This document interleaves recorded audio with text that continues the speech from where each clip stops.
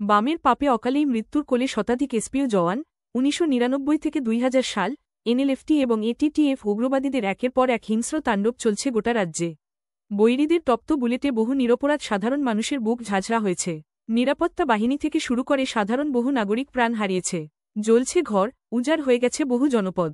এই পরিস্থিতিতে যারা জীবনের ঝুঁকি নিয়ে গ্রামের পথে বৈরীদের হানাদারি রুখতে জীবন বাজি রেখেছে তাদের মধ্যে সবার আগে যাদের নাম বলতে হয় তারা এসপিও। জাতি জনজাতি উভয় অংশের যুবকরা এসপিও হয়ে বুক চিতিয়ে দাঁড়িয়েছিল বৈরীদের তপ্ত বুলেটের সামনে। হাতে মান্দাতা আমলের 303 রাইফেল। তা দিয়েই উগ্রবাদীদের অত্যাধুনিক হাতিয়ার একে 47, একে 56, এমনকি মেশিনগানের সামনে দাঁড় রুখে দিয়েছিল উগ্রবাদীদের। আবার কখনো আধা সামরিক বাহিনীর বৈরী বিরোধী অভিযানে পথ দেখিয়েছিল এই এসপিও জওয়ানরা।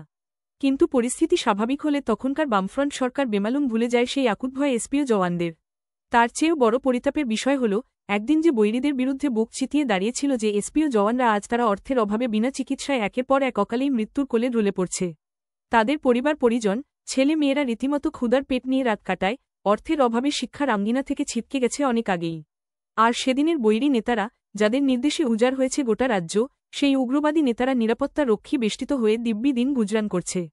অনেকে সরকারি আবাসনও পেয়েছে, আবার কেউ এখন রাজ্য বিধানসভার বিধায়ক।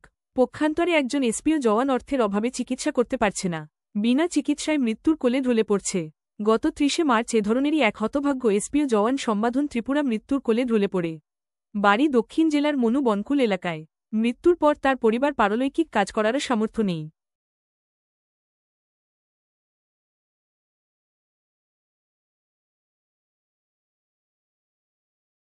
তারপর চলতি মাসের ২ তারিখ তরুণ দেববর্মা নামে আরও এক এসপিও জওয়ান মৃত্যুর কোলে ঢলে পড়ে।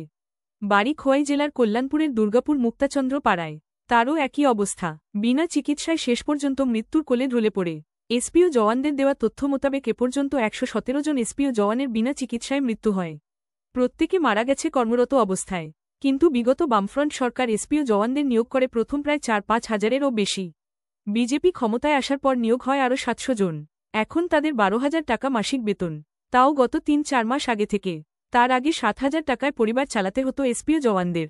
অথচ বামফ্রন্ট সরকার ইচ্ছা করলে তখনই এসপিও জওয়ানদের পুলিশ কর্মীদের মতো চাকরি নিয়মিত করে দিতে পারত। না হয় টিএসআর হিসাবে নিয়োগ দেওয়া অসম্ভব ছিল না।